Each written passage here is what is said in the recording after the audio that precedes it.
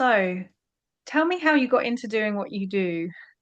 Yeah, so I got into what I do kind of in a bit of a strange way. I was a data analyst for, well, 5 years.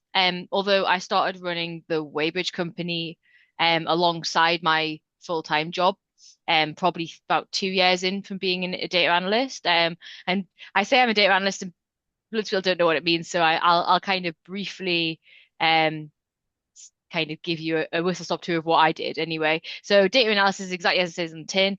You harbor loads of data and you analyze it and make conclusions based on the data.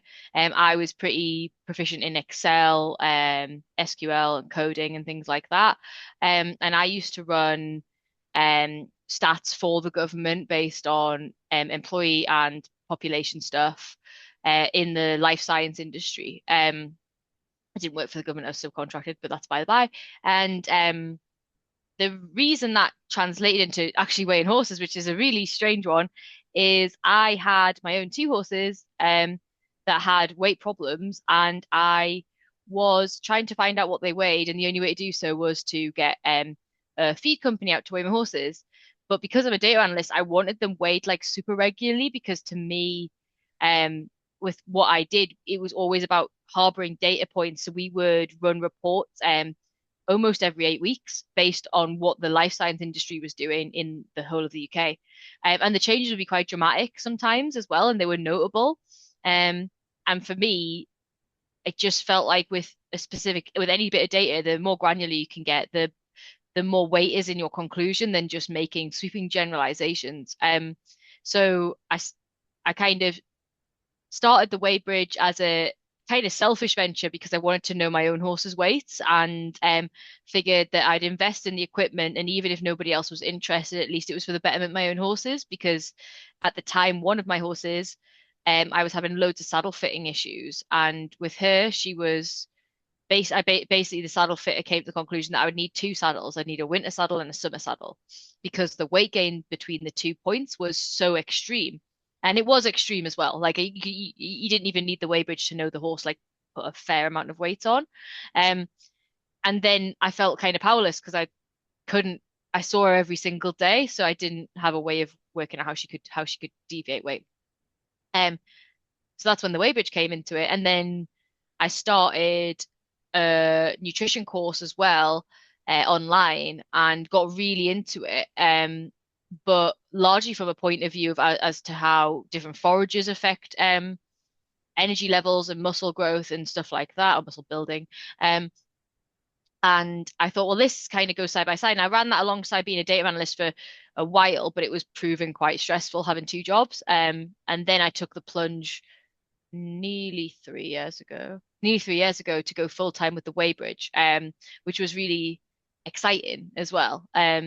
And what I do, which makes me a little bit different to other service providers who do a similar thing, is that every single horse that I weigh, their data and their notes go into a database. And and basically in my free time, I look at it and get really excited about it, I guess. But then it also means that it feeds into like my knowledge and I can kind of get my data, make it do some really cool things in certain analysis software and see how that refers back to like peer review papers and things and see and if it matches really cool. If it doesn't, then I like make a note and try and work out why, if that makes any sense. So I guess that's how I got into it. And I think I totally over explained that, but here we are.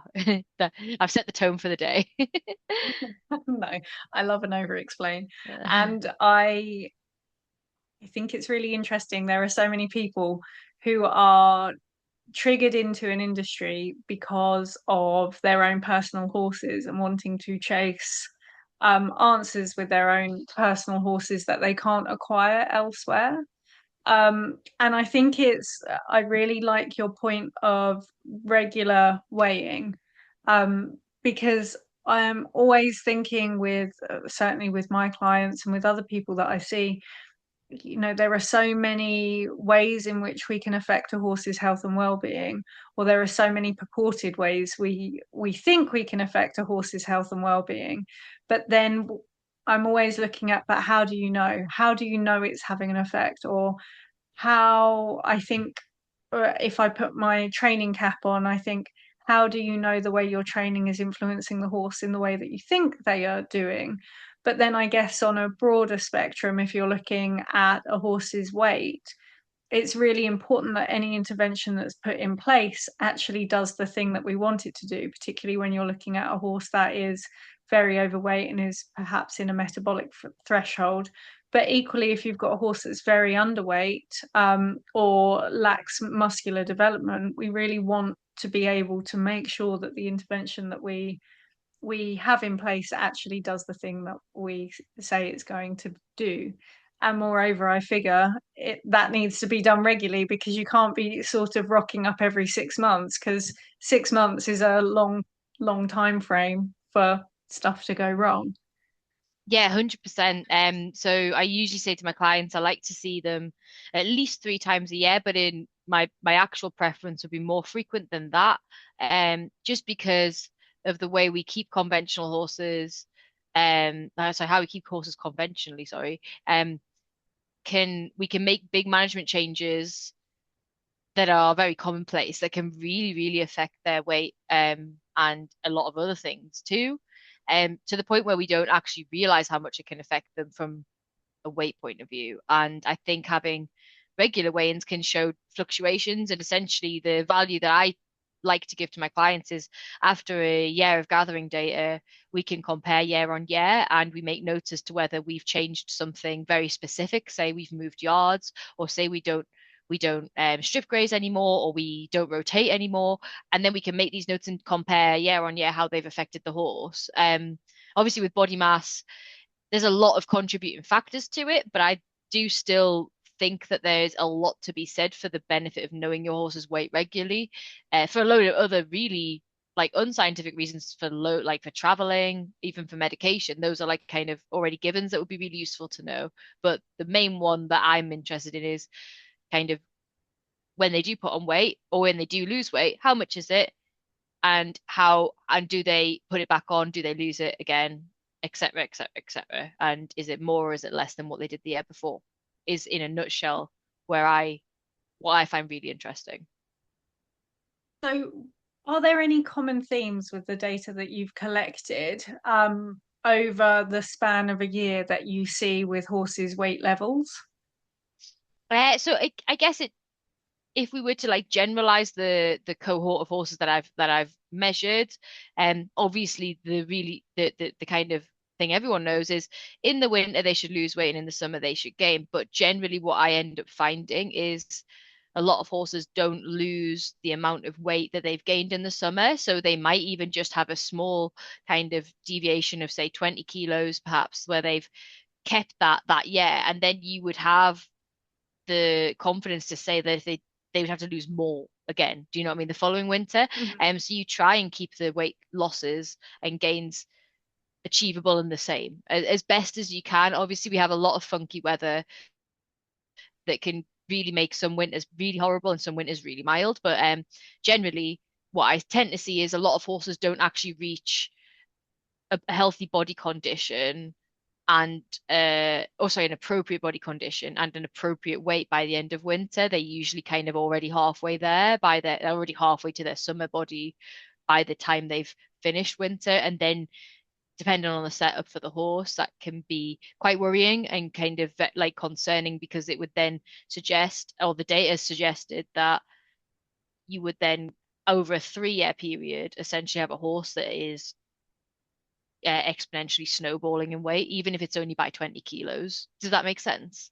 Yeah, that makes total sense. Yeah. I think it's interesting, particularly the winter that we've just had, heading into the summer that we're apparently going to have, where we've had, certainly down south, we've basically had very little rain. And I know a lot of my clients with the metabolic horses are like, yes, very little in the way of grass growth. I can continue this weight loss that I've been kind of pursuing over winter and heading into spring, when normally when spring comes and the grass flushes, everyone gets worried and everyone's on laminitis watch. And so seeing those clients with their metabolic horses sort of going, oh, this is really good. I'm worried about the hay crop, but also my horse Yeah. isn't putting on weight yet. but also that being closely followed by, but at some point the rain will happen, and at some point the grass will flush, and at some point my horse is going to put weight on. And I think, particularly if you've got horses that have got metabolic issues, or those horses that are perhaps subclinical, and actually we don't want them staying at that weight because whilst they're fine and they haven't, from a veterinary perspective, got anything yet, we don't want them staying that way for a long period of time for them to kind of snowball over to that. It's really Yeah, interesting. yeah, it is. So, what are the, what would you say are kind of common themes within your client base, if you don't mind sharing, common weight related themes or common management related themes? Yeah, so I guess one of the main ones would be the kind of lack of control over the horse's situation causing these big weight gains. Usually around spring where horses get moved into another field, which is pretty normal and not necessarily a bad thing, can cause a lot of stress and kind of very quick weight gains, which if we had compared them to, say, horses in the wild, which I know is always a bit of a contentious point to do, but still I think it holds value in that the horse wouldn't um like suddenly be turned out on a rested pasture. They may come across a place that's quite plentiful occasionally, but generally speaking, it wouldn't be this like humongous weight gain that happens. It would be a way more gradual thing. So with that, that's the main my busiest time is generally around now, and well between April and kind of August when everyone is moving into into summer grazing situations. So that's the first theme would be like an uncontrolled weight gain, but also not able to be controlled by the owner due to a, a, a yard rule, I guess. Um, the second would be a really common thing is the is those who own, say, thoroughbreds, or more lighter bred horses, really struggling to comprehend their horse's weight in the sense that they always think their horse is really thin. But when you put such a horse on the scales, you'll actually be able to measure a weight gain that visibly is not it is not present in the body condition as or as loudly anyway, or at least not to the untrained eye. Um, so for example, you could get a thoroughbred. I often get asked to weigh thoroughbreds because people think they're far too thin, and then I have to reassure them that they're not far too thin. They're just very under-muscled, and actually their weight is quite healthy. And I've got quite a good data set now for just specifically thoroughbreds where I've weighed them when they're either just where they're actually raced, or just off racing, to when they become like a leisure horse, and the weight change in those horses can be absolutely negligible, in terms of kilo weight, but the body condition scores can be hugely different in terms of if you were body condition scoring from a place of musculature. And obviously, I always try and body condition score from a place of just where the fat is, Mhm. for various reasons, which we can talk about if we want to. But the owner will often, sorry, be surprised when I say this horse is actually a healthy weight, and the horse is there with, say, like a very protruding wither, like the tailbone is really noticeable. And I'll go, well, actually, and obviously my conclusions are based just on my data set, but I have a data set of in work well muscled thoroughbreds that actually weigh nigh on, like, you're talking possibly only 20 kilos difference between these two. And it's not to say that Wow. the leisure horse doesn't need to gain those 20 kilos. They do. Um, but it's 20 kilos in muscle rather than let's just feed them all this conditioning feed and end up with a very fat thoroughbred, which will still probably have ribs, but like even though they're fat, because they've just got such a big rib cage. So they're probably the two. I don't know if you asked for two or three, so sorry. I can do a third if you Yeah.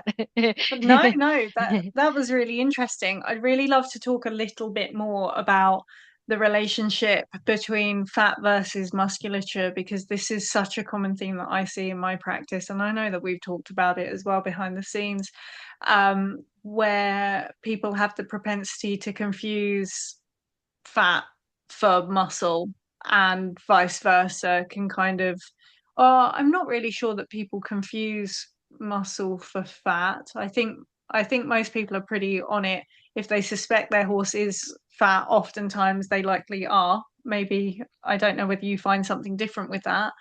But I definitely see that people kind of misconstrue fat as muscle, and it's difficult to navigate that. Can you talk a bit more about that?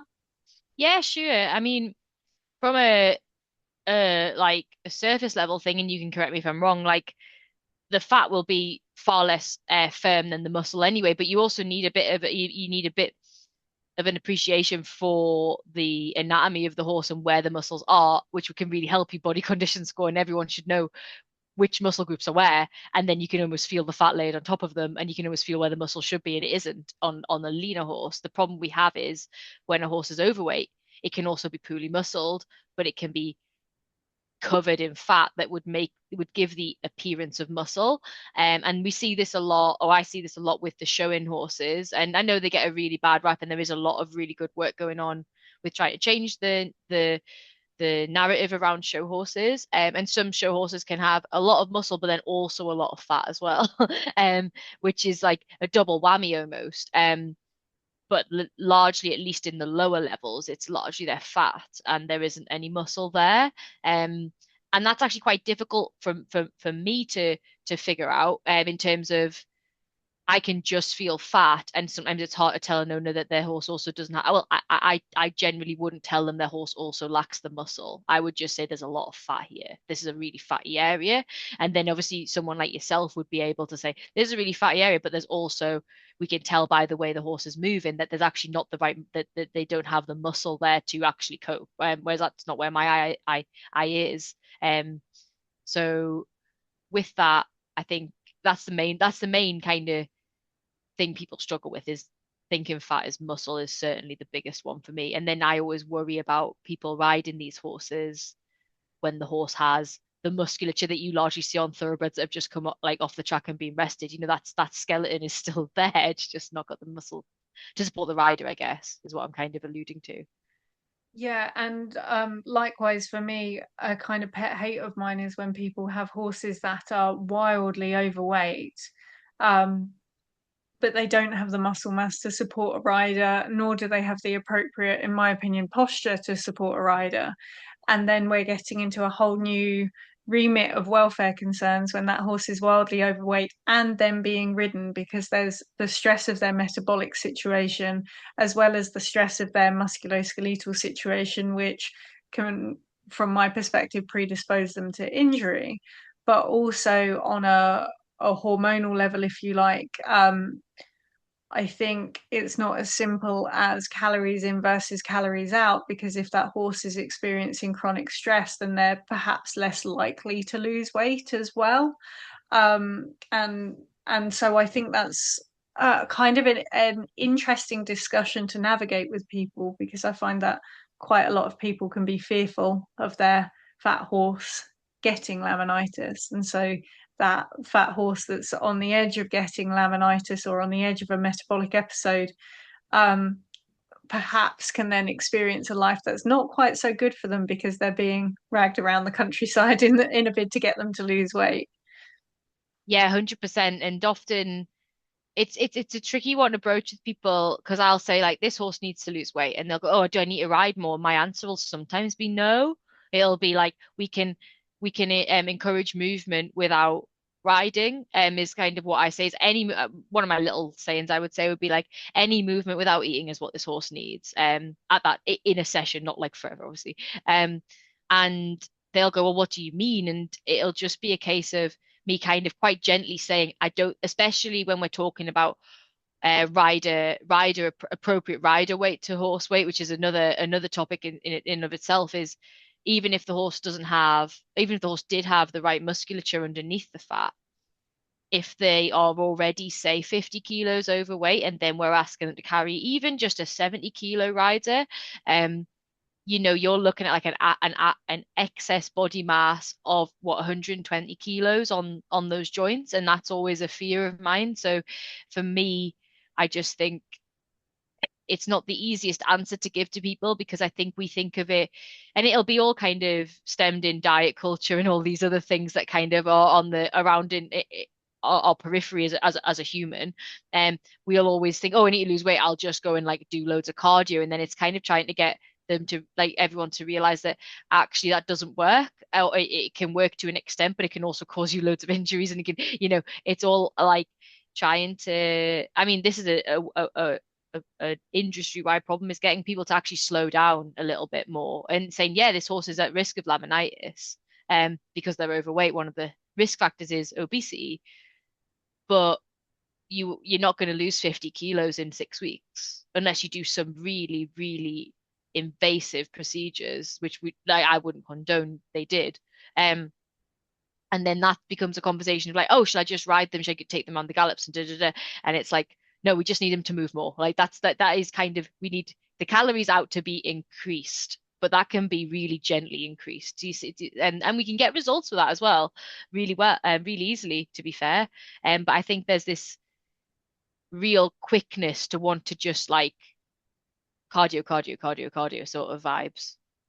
Yeah, I see something mirrored in my own practice, when you're pointing out to someone that their horse could do with strengthening up in an area and they're like, how many exercises can I do? How often can I do it? I want all of the things, and they can almost get a little bit frantic with it. And Hmm. that horse can find themselves sort of being beaten over the head with a series of exercises. Whereas I think, well, let's just slow down a minute. As far as I'm concerned, your horse could do with some strength. What can we strip away? How can we slow down and strip some things out so that we're not taking from your horse's musculoskeletal well-being in the first instance? So an example of that would be if a horse is really weak and moves in terrible posture, I might suggest, well, while we're trying to restore your horse's posture, it's probably not a good idea for you to ride them in this moment.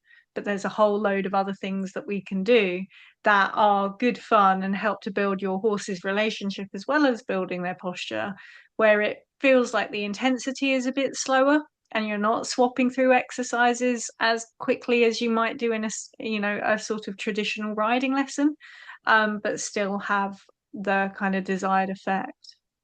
Yeah, 100%. And I think just to pick up on a previous point as well, like you say, the role of stress and cortisol in weight loss is pretty well documented, I think, in the human world. And um obviously cortisol plays a huge role in things like Cushing's and any hormone dysregulation, really. And I think when we start to educate people about the role in that, and I imagine it has something to do with muscle building as well. If you look at it on the other end of the spectrum, like a very stressed competition horse may lack muscle in certain areas, and you might think, well, how they're doing 1 meter 30 all the time. But if they're really stressed about it, they're probably struggling to build the muscle as well. It's like that. What's it like? You can build muscle through a strain or a stress, but not by you being continuously stressed. You see what Yeah, I mean? absolutely. It's that sort of that role of proteolysis. I think it's proteolysis. I think that's the word, where you're literally breaking down the protein within the muscle, so it's not actually benefiting the muscle. Yeah. So then when we are seeing these horses that are in high intensity work, it could be the chronic stress because of their lifestyle, because of welfare parameters that aren't being met by nature of a competition horse, or it could even be stress because they don't have the physical capabilities to do what the rider's asking them to do, whether that's training, like the learning theory application of training, or whether that is literally not the strength to be able to do it, which then can also create chronic stress as well. It's like this big never ending sort of reciprocal spiral. Yeah. Yeah, 100%. And yeah, and I think it's hard as a day-to-day horse owner to get your head around because I think we always want to exaggerate things in a way, and we're all guilty for this. Like they'll see they'll like people will probably see like athletes in the human sphere and go, well, look, they're training X amount a week and blah blah blah. Like I need to do that for my horse. But I think as well, another point to think about is sometimes people exaggerate the workload they actually demand of their horse in day-to-day work. How can we get the horse to do the thing? Like, well, how can we get the horse? That's poor worded, but if we are wanting to have a low level dressage horse, but we want to do it really, really well, like we don't really need to be doing circuits all the time and all these things, like we can do it a lot slow. We can do all of it a lot slower, to be fair. Like, it doesn't matter what you're doing. But I think as the human condition kind of makes us go, right, we need to lose weight or we need to gain muscle. How many reps do I need to do? And like when do I get, like, what's the plan? Is it 6 weeks? Is it 8 weeks? Is it this? Is it that? And I don't know if you find this, but sometimes as a professional, you stand there and you go, it takes as long as it takes. And because we're balancing all these things that we want to that are really important to the horse and really important to us, as a service provider, like we want to make sure that those parameters are maintained. And I think that's a really difficult one for a lot of people to um swallow or understand, because it sounds like a cop out almost, but it really isn't, because the longevity piece is actually what we're aiming for here. So yeah, so I blathered a bit there. No, I like that. That fits into um a little while ago. Well, I've read it a couple of times now. There's a book called Atomic Habits by a guy called James Clear, and he talks about habit stacking and things like that. And my aim with clients is, firstly, I really want them to notice things in their horse, and that doesn't have to be, hypervigilance around your horse's overall well-being, but sort of noticing how your horse feels today, how your horse is looking, and how your horse is responding to what you're asking them to do. But in and around that, building really healthy habits around um, the consistency of work. And that's not, again, that's not hammering your horse, but I would much rather see someone do something with their horse sort of 4 times a week and that be really sustainable for them, than them do something 7 times a week with their horse, and some days they're hammering it and you're getting this fatigue cycle where the horse tries really hard, gets a bit sore because they've done maximum effort, their performance then tapers off. Perhaps the owner says, "Oh, my horse doesn't feel quite right today," because they were, hammered a few days previously. And then suddenly that horse is dropped for a bit, their fitness drops, and then the owner sort of goes, "Right, you might be feeling better now," and picks them back up and hammers them again. So I Yeah. really want that lovely consistency there, while they're also, keeping an eye on how their horse is responding to the work they're doing. And I think from a management perspective, there must be similarities with that when you tweak things in management, and then how can we observe how that is influencing my horse's physiology?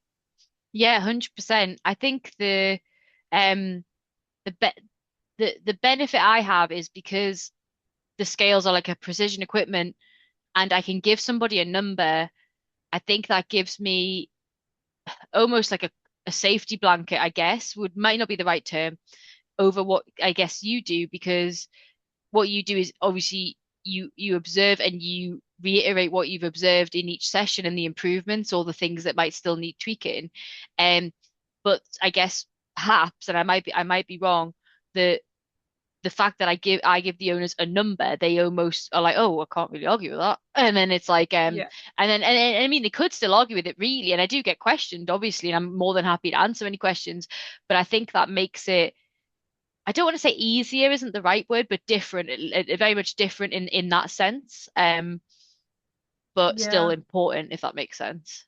Yeah, definitely. I think the biggest challenge that I have is the perception of how the horse is feeling, which I figure would sort of be intertwined with what you do, because obviously the horse's weight has a direct influence on their day-to-day well-being and how they feel. Um, and then with that, I find, I'll watch a horse go through an exercise and I might suggest that that horse is having a hard time of it, and that horse's owner might say, "Oh no, they're always like that," or "Oh no, that's just how he is," or "Oh no, that's just the face that he always pulls." And I think, oh, okay, I need to build a narrative around this that doesn't shame this person, but then also highlights that their horse is asking for a bit of help or is in need of a bit more support. Yeah, 100%. With that in mind, what recommendations do you find yourself making fairly regularly for people and their horses? In terms, well, largely, I largely focus around management changes. I think that people underestimate how much their own day-to-day management can change their horse's weight and their eating habits and how they feel around food.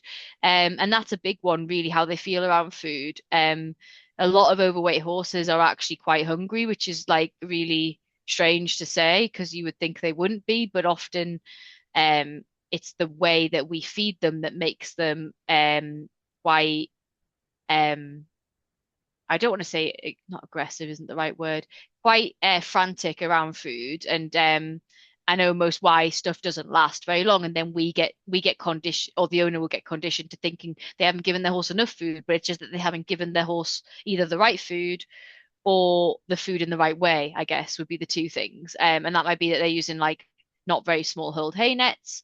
And this is just in one example. It might not be appropriate to do this in certain things. Or the horse is in a stable for too long a time to the point where they get so bored that they are like frantic around stuff. And I guess that's like the most common thing that I have to kind of talk around because management tweaks are really bespoke to each horse and each setup, and there's stuff that we can do with certain setups that we certainly can't do in other setups. And it's difficult in some situations when you are presented perhaps with a horse and owner who would actually thrive at even just a different yard, and you know that might not be a conversation that you certainly can't tend to have those conversations in the first instance because it would come across as quite militant. I have actually had clients who have moved to different yards and had successes after doing that, which has been great. And actually one really, really recently as well. And we've taken her horse from being in a paddock by herself with hay out and like a very bald paddock, with hay out all the time, but no other horses. To now she's in a herd of like five horses, mixed meadow pasture, loads of hedgerow, and we have to put a grazing muzzle on her. And a few of her friends have got grazing muzzles on, but genuinely, and I mean, she only moved last. I only saw her the other day after the move, and even just the change in the horse to body condition score. Like she was happy for me to touch her and stuff. Like she was never really horrible to body condition score, but she was just really not in the room, if that makes any sense. And she was Hmm. um whereas I was body condition scoring her the other day and she was like looking around being like, oh, what are you doing over there? Whereas this horse would have just been like not there the whole time, and she was like, what are you up to? And like not like and just really interacting. Then we did the grazing muzzle fitting in a stable and she stood still like the whole time. We didn't have to tie her up or anything, and it was just like night and day because I weigh her like every month, so it was for me it was like quite it was it was quite overwhelming almost in a way, I guess, because we weigh her really granularly. I remembered 4 weeks ago. I mean, I remember all my clients anyway, but like that was very Yeah. fresh. Yeah. Um, and that's when even like I know that her management change will have a benefit on her. She actually has gained weight between the move, but it happens. And I said, like, I had to reassure her, and I said, don't care about the gains within an acceptable range. We did a field walk, everything was brilliant. And I just know this is that the weight isn't going to be in 12 months' time, the weight on that horse is not going to be a problem, unless we actively try to make it a problem, if that makes sense. Um, Yeah. so stuff like that, and that's without any work. Like the horse isn't currently in a in ridden work. She will hopefully be in ridden work at some point, but she's not at the moment. So I'll report back on 6 months' time how she's doing. That's really cool. What about your horses that could do with gaining weight? What things do you find yourself saying fairly regularly, or what are the common themes that you might come up against in a kind of traditional yard environment? Yeah, so largely the horses that are underweight that I see en masse are generally stressed. Um, Mhm. where actually often I get involved after they're being fed actually quite a lot of food and it's not making a difference to their body condition is when I see a lot more overweight horses than I do underweight horses because of generally I think that's the clients who are deviate towards me. The underweight horses don't tend to until they really have exhausted most options, and usually that'll again be a management conversation. I'm a bit of a I kind of go against the grain with feeding underweight horses in the sense that I very much believe that underweight horses, unless they have a pathology, of course, or underweight horses can recover really quickly with a management change. If they're not happy in their situation, and if they're stressed, they you could feed them as many calories as you wanted within reason, and you would probably find the weight gain would be microscopic. They would eventually gain a lot of weight, but it would be a lot slower than anyone would want, and a lot slower than the calories would actually suggest should happen, if that makes sense. Um, Often, again, to bring up thoroughbreds, it's often thoroughbreds with a bad association with stabling, and they will often plummet weight in the winter when most conventional livery yards bring their horses in for more stabling in the winter. And that's when, I mean, again, probably a bit controversial, but I actually don't believe most thoroughbreds are poor doers. I believe most thoroughbreds are um, a a symptom of like a system that they've been in, or a product of the system, I guess. And I've actually seen some very healthy looking thoroughbreds that live more natural lives, and we don't feed them anything. And actually, we want to make sure they don't get too fat. You I know what I mean? do you know that's something that I've experienced a lot as well. And I um with my own thoroughbred and my mum's own old thoroughbred as well. Like certainly when I got mine, she'd come from without being disrespectful to her previous situation, she'd come from quite a high stress environment, and her body condition score was really poor, and she was very much lacking in fat, but also very much lacking in muscle too. And what was really interesting was it actually took a deceptively long time to put that muscle mass back on and put that fat back on. And I'm talking, maybe it took sort of 3, 4 years. And now we're at this point where, like, I look at her and she's living in her field, living her best life as a horse with other horses. And I'm like, we don't want you to get any fatter. We might have to Yeah, put in, we might have to put in um, interventions here to prevent you from getting fatter. And it's really interesting, like the comparison between at one point being like, dear God, please, would you just eat? And it would be things like in a stable, she'd have ad lib hay, but she'd just be stood in her stable, not eating, not bothered yeah, about it. You could put food in front of her and she's not bothered about it. And she'd go out in the field and eat a bit and then maybe not be that bothered about eating. And I think there is such a sort of stress element to that. And so it's really interesting, when I see clients with horses that are lacking muscle mass, and certainly in that, if we're using the thoroughbred as a comparison, other breeds do apply. yeah, But if we're using a thoroughbred as a comparison, I often find myself saying, what would happen if we just do less? How can we take as much stress out of this horse's life as possible? Like when I compare back with my thoroughbred, in retrospect, if I'd have got her yesterday and been presented with a horse in that state, I wouldn't have done the training things that I was doing with her. Um, but lessons that we do learn. Um, but it is really interesting when I see other people and their horses, and I say, well, how about we just stop you from riding them? And suddenly that horse will put weight on. And are they putting weight on because they're not losing the calories through being worked? Or is it they currently don't have the body condition to cope with the work? And so that's sort of like a petri dish for stress for them. So we've just stripped a load of stress out. yeah, 100%, 100%. And I'm not saying that there aren't poor doers that exist, but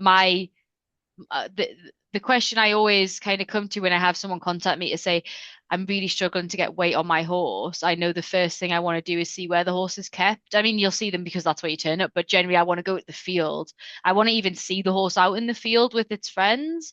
And if it and kind of see what that looks like and see what their behaviors are like in this in the various places they need to go, whether that's a stable, whether that's like a tie-up area or anything like that. I always say that thoroughbreds and other breeds like thoroughbreds are, but particularly thoroughbreds are very loud with their body conditions in the sense of being loud when they are stressed.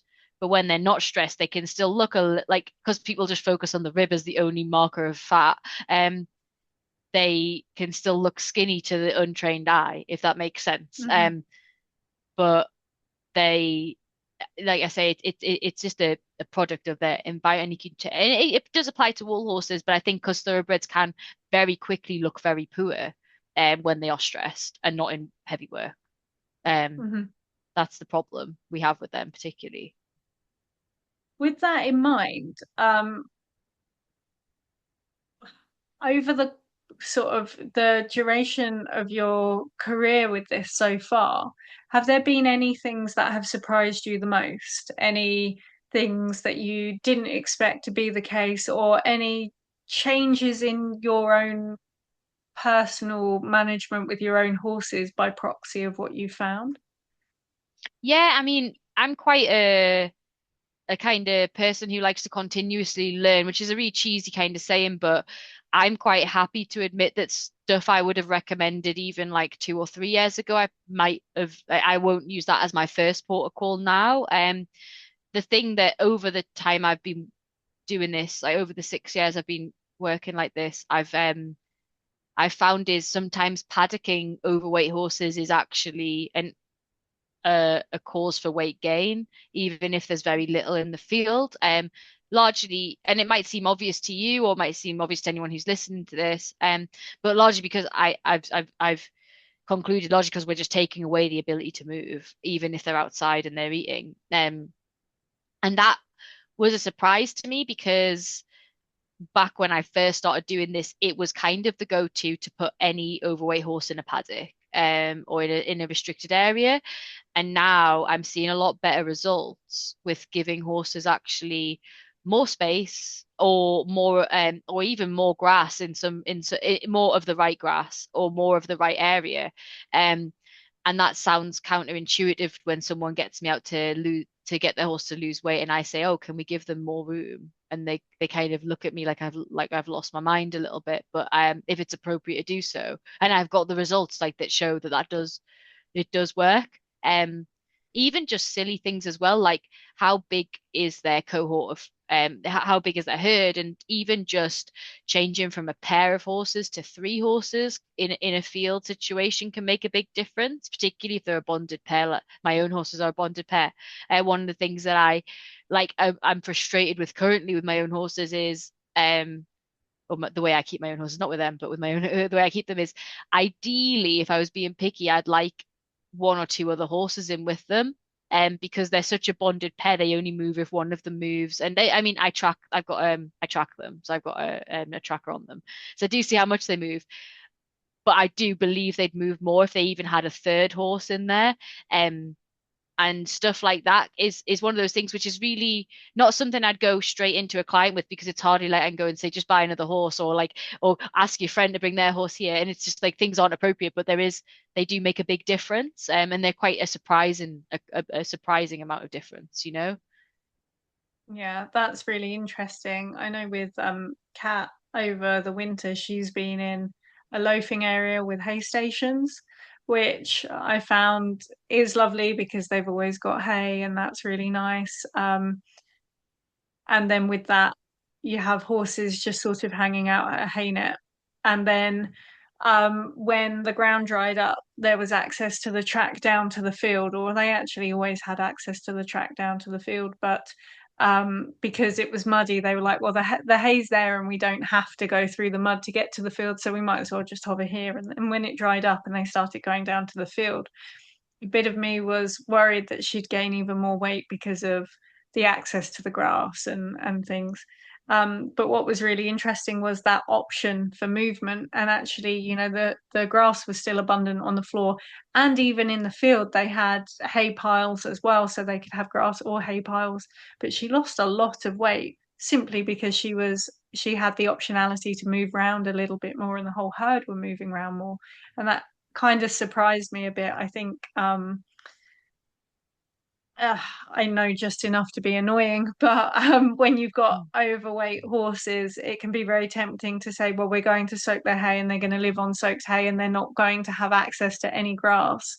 Mhm. But actually, the movement that came with the access to grass, I suspect, was a beneficial thing. Oh, 100%. And what's interesting as well that I've learned with that kind of thing is sometimes horses won't move as much as they're able to. And I found this with my own horses is that they're kept on a grass track, but my grass track slopes down, and the rest of the herds around them are at the top of the hill, I guess, essentially. It's a very gentle slope. And I've got a track and there's tons of grass at the bottom and hedgerow, but they always prefer to be at the top where the rest of the herd is, or the rest of the other herds are. So despite my best efforts putting hay down there, putting all sorts of things down there, they, I've come to the conclusion they if given the choice generally don't like to hang out down there, and that they can be little spanners in the works for certain things when I set stuff up and or advise my clients on how to set up a field or particularly a track. Um, and then we find that they're just choosing not to go to certain bits. There's something about a certain bit. Like I'm at the bottom of my field backs onto a housing estate, so there's a few things that move down there and stuff. And so you can see why. But it did surprise me because I think I arrogantly put that up and was like, there you go, that's the magic bullet. That'll do. And they do use the track, don't get me wrong, but they don't like to hang out down there very much, which is what I was hoping they'd hang out down there because the water's at the top. Um, so I was hoping they'd Yeah. hang out down the bottom. There's loads of stuff to do down there. There's loads of enrichment down there, and the water's at the top, so they'll always amble back up for some water, and then they'll amble back down. And they do that, but not as much as I had built in my head that they would do it. So I'm still trying to tweak what that looks like and how it works. And the neighboring field to theirs, they strip graze. Um, but the top is the entrance. So now at the minute, because they're strip grazing, there's definitely no horses down the bottom, which is obviously whereas when the herd next door go and do move down to the bottom in the winter, the girls will use the track a bit more actually in the winter because if the rest of the other herd come down, they'll go down. It's just like that. I find it really fascinating and interesting. But then I don't know if you find this with what you do. Sometimes you find a bit of information out, you kind of do all the checks and check like go again, go with other studies and have a look and go, oh, that's not the answer I really wanted. Do I know anything? And then you kind of go, Yeah. no, I do know stuff. It's fine. It Yeah. just doesn't work for this specific situation. It isn't working, or isn't working as well as I thought. Yeah, and I've definitely become the master of the maybe. Yeah, yeah. Maybe and it depends. And I actually increasingly find it, well, I don't do definites Hmm. because there's always a horse out there that disproves the definite. But then I also find that quite difficult when you're coming at a client with a maybe or a it depends or have you maybe tried, but it might, you know, it might not be the silver bullet. Because I think a lot of people come to you just purely to fix the problem, which is, that's fine. I understand that. And then you have to kind of gently remind them that their horse is deeply individual and they are also deeply individual. And, unfortunately, that study wasn't written for their horse. Yeah, absolutely. Yeah, 100%. And it's I understand the frustration that people might have, but that doesn't mean that like we don't know what we're talking about. If Hmm. anything, it means we know kind of almost we're always like critiquing our own work, I guess. And that I think that's hugely beneficial to the horse and to the owner if they just like, understand that that is the nuance of the job. And well, I said the job like colloquially, but like of working with horses essentially and working with people too. Yeah, definitely. And I think if you have the capacity to critique your own work, like I always say I'm sort of always working on calling myself on my own or on my own bullshit and Yeah. making sure that I am moving on with the times because for me the welfare of the horse is paramount and also the welfare of the human, and so I don't want to be telling them that if they try a bit harder it will work. Or a big thing certainly in my industry is, oh, well, you're just not doing the exercise correctly. And I used to, in the beginning with my career, I used to have the narrative that if you just do the exercise properly, the horse will get better, irrespective of what the horse looked like. And that could mean that some people were, almost gaslit into thinking it was them issue, when it's not a skill issue, it's a situational issue, or the exercise given wasn't appropriate for that horse in that moment in time. If I think back to my little thoroughbred, with her when I first got her in the beginning, and I was, exasperated by her not putting weight on. And I think, well, actually, if I'd have stopped trying to beat her around the head with an exercise every day, maybe she would have put weight on a little bit quicker. Yeah. And then that would have been better for her, but also emotionally better for me because I wasn't looking at her like, but why aren't you getting better? Like, it's Yeah. very interesting. Oh, 100%. And I think it's very difficult when you get a professional out and you perhaps like it's either your last resort or you're just really hoping that this one thing works. And it's like it puts too much pressure on everyone involved, puts too much pressure on the professional, puts too much pressure on the horse, puts too much pressure on you as the owner.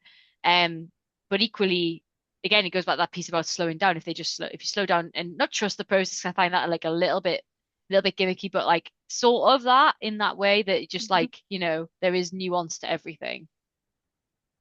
With that in mind, are there any myths that you happen across often where you think, oh God, not another one of these, or oh, here's another one I've, heard this at least 4 times today, kind of thing?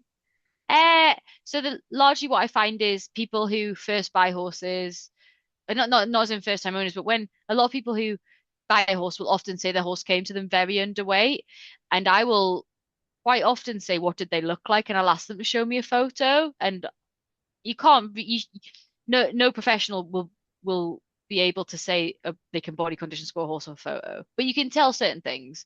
Um, and often that horse will just be either like a little bit leaner than your average leisure horse, but it won't be like underweight rescue kind of vibes. I'm not saying that they don't exist, by the way, but I think it's quite common for uh people to think a horse is underweight when they aren't.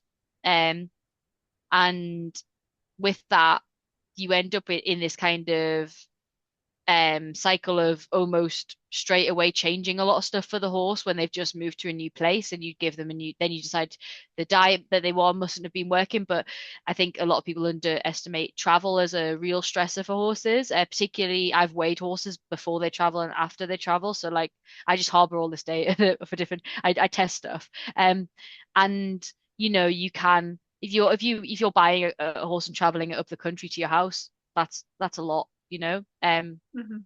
And that's one of the, I guess, not a myth in terms of like overall industry, but it's something I hear quite a lot, and I go, show me a photo, were they underweight, Mhm. and often I Mhm. really actually promote getting your horse weighed when you first buy them, just because I think it can just give a little bit of perspective as to where you're starting with and what you're starting with.